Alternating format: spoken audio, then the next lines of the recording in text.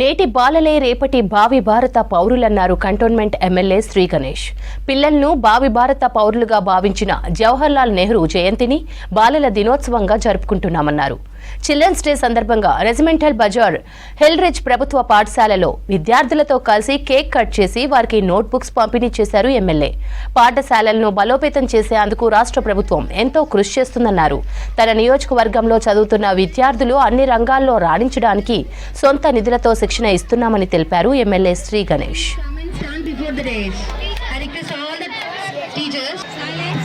చేయడం జరిగింది. ఇందులో చిల్డ్రన్స్ వాళ్ళ రిహార్సల్ చేసి ఇలా చాలా ప్రదర్శనలు కూడా చూపించారు. పిల్లలందరూ సంతోషంగా ఉన్నారు.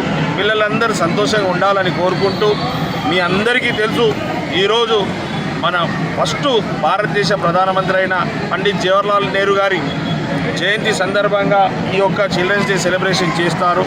వారికి పిల్లలంటే చాలా ఇష్టం ఉండే వారు బాలలు బాలికలు రేపటి పౌరులని వారు భావించి వారు గుర్తించి వారికి అవగాహన ఎక్కువ ఉంది దీని మీద. ఎందుకంటే భారతదేశానికి స్వతంత్రం రావడంలో తీసుకురావడంలో వారి పాత్ర కూడా కీలకం.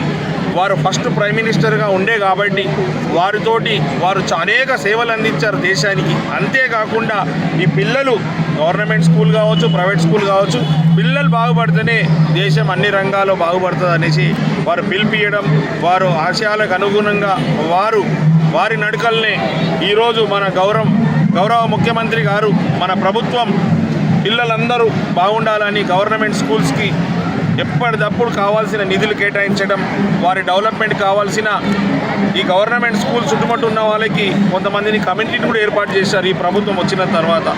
ఈ కమిటీ ద్వారా ఏంటంటే స్కూల్స్ రిక్వైర్మెంట్ తెలుసుకోవడానికి, స్కూల్స్లో టీచర్సు పిల్లలు ఇంట్రెస్ట్గా ఉంటారు కాబట్టి ఈ కమిటీని ఏర్పాటు చేశారు. అక్కడితో ఆగకుండా మళ్ళీ మొన్న వీళ్ళకి డైట్ గురించి కూడా నిధులు కేటాయించడం జరిగింది.